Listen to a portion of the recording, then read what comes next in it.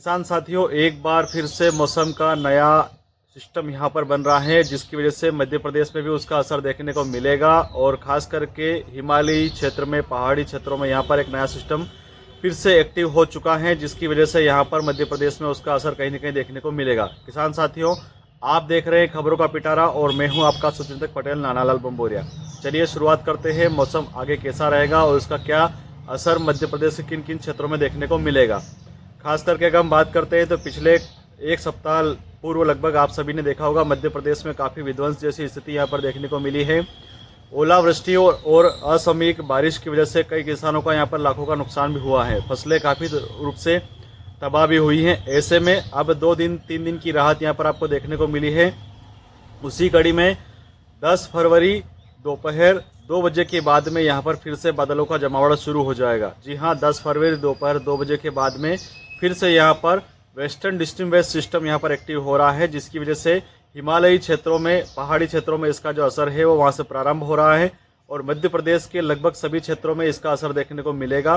अगर हम बात करते हैं तो उज्जैन, इंदौर, रतलाम, मंदसौर में लगभग एक दिन लेट ये सिस्टम चलेगा, लेकिन कई क्षेत्रों में इसका असर 10 तारीख के बाद में ही देखने को मिल जाएगा। बाकी मध्य प्रदेश के जितने भी ज़िले हैं उन सब में 10 तारीख के बाद में ही इसका असर देखने को मिलेगा। आसमान में जोरदार बादलों का जमावड़ा आपको 3 से 4 दिन तक लगातार देखने को मिलेगा। 5 दिन भी हो सकते हैं, क्योंकि जिस प्रकार से यह सिस्टम एक्टिव हो रहा है उसमें कहीं ना कहीं आपको शीतलहर का सामना भी करना पड़ सकता है। वर्तमान में यहाँ पर कोहरे का अंदेशा कहीं पर भी देखने को नहीं मिल रहा है, लेकिन जब ये सिस्टम एक्टिव होगा वो कहीं ना कहीं यहाँ पर कोहरा लेकर के भी आएगा।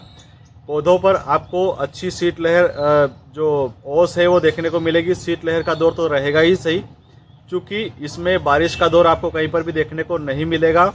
ये जो सिस्टम एक्टिव हो रहा है ये धीरे धीरे मध्य प्रदेश में छाएगा, लेकिन इसका जो असर है वो बारिश के रूप में तब्दील होता हुआ नजर नहीं आएगा। लेकिन यहाँ पर खास महत्वपूर्ण बात यह है कि वर्तमान में जिस प्रकार से अब यहाँ पर मौसम में परिवर्तन होगा और गर्मी का जो सीजन आ रहा है, ऐसे में बादलों का जो जमावड़ा है वो कहीं ना कहीं फसलों के लिए विपरीत असर देकर के जाएगा। अचानक से फसलें आपकी सूखने लगेगी, आने की कगार पर पहुंच जाएगी। ऐसे में हमें सतर्क रहने की बेहद आवश्यकता है।